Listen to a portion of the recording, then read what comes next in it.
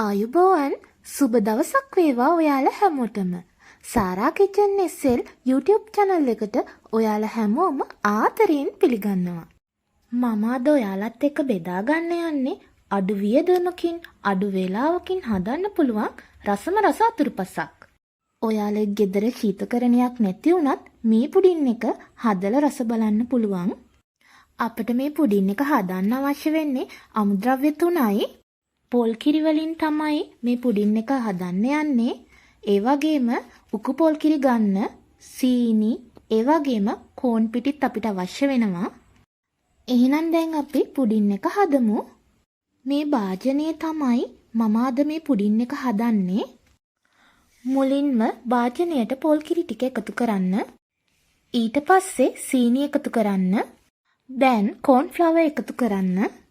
දැන් සීනි සහ කෝන් ෆ්ලවර් හොඳට මිශ්‍ර වෙනකම් මේ වගේ දිය කරගන්න. දැන් ලුණු සහ වැනිලා එකතු කරන්න. සියලුම අමුද්‍රව්‍ය පොල් කිරි මිශ්‍රණයේ දිය කරගත් පසු ලිපෙන් තියන්න. අඩු ගින්දරේ මෙම මිශ්‍රණය හොඳින් හැඳිගා ගන්න. විනාඩි 3-4ක් මේ විදියට කවලම් කරනකොට මිශ්‍රණය උකු වෙනවා. ගින්දර වැඩි කරගන්න නැතුව නොනවත්වාම මිශ්‍රණය හැඳිගා ගන්න. දැන් මේ මිශ්‍රණයේ පදම හරියාගෙන එන්නේ. භාජනයේ අඩිය අල්ලන්නේ නැති වෙන්න හොඳින් මේ වෙලාවේ හැඳිගා ගන්න ඕන. ඔයාලට පේනවා ඇති මේ මිශ්‍රණයේ බුබුලු නගින විදිය. පුඩින් මිශ්‍රණය දැන් ලිපෙන් බාගන්න.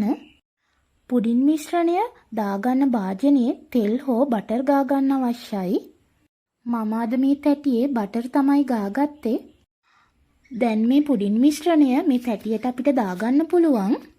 මම පුඩින් එක ලස්සන කරගන්න ඕන නිසා පුඩින් මිශ්‍රණයෙන් භාගයයි දාන්නේ.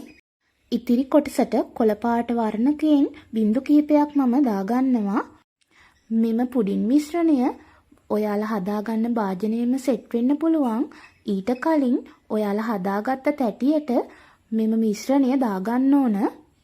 මම දැන් කොළ පාට වර්ණකය යොදාගත් මිශ්‍රණයත් මේ පුඩින් එක උඩින් මේ විදියට දාගන්නවා. ඔයාලට පුළුවන් මේක හැන්දකින් උනත් දාගන්න.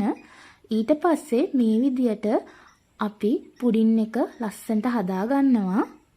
මේ පුඩින් මිශ්‍රණය නිවුනට පස්සේ ශීතකරණයේ පැය 3-4ක් තියන්න අවශ්‍යයි. පුඩින් මිශ්‍රණය ශීතකරණයේ තියන්න කලින්ම තැටියෙම සෙට් වෙනවා. ඔයාලට ඒක බලා ගන්න පුළුවන්. මේ තියෙන්නේ පැය 4කට පස්සේ ශීතකරණයෙන් ගත්ත පුඩින් එක. බලන්න නිකම්ම ඒ පුඩින් එක ගැලවෙනවා. තැටියෙන් පුඩින් එක ගත්තට පස්සේ මේ වගේ කඩු ටිකක් මං උඩින් දාගන්නවා. ඔයාලා කැමති නම් විතරක් මේ වගේ උඩින් ඔයාලා කැමති දෙයක් දාගන්න පුළුවන්. ඒ වගේම මේ වගේ ලේයර්ස් 2කට හෝ 3කට මේ පුඩින් මිශ්‍රණය හදාගන්න පුළුවන්. නැත්තම් එක ලේයර්ස් එකක් විදියට වුණත් මේ පුඩින් එක හදන්න පුළුවන්.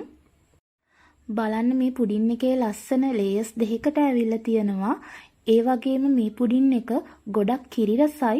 ඔයාලත් අනිවාර්යයෙන්ම මේ පුඩින් එක හදලා බලන්න. ඒ වගේම ඔයාලා ගෙදරට අමුත් එක්කෙන වෙලාවට මේ පුඩින් එක හදලා පිළිගන්නන්න අමතක කරන්න එපා. ඔයාලට මේ වගේ රෙසිපි තවත් බලන්න කැමති නම් අනිවාර්යයෙන්ම මේ channel එක subscribe කරන්න. ගිහින් එන්නම්.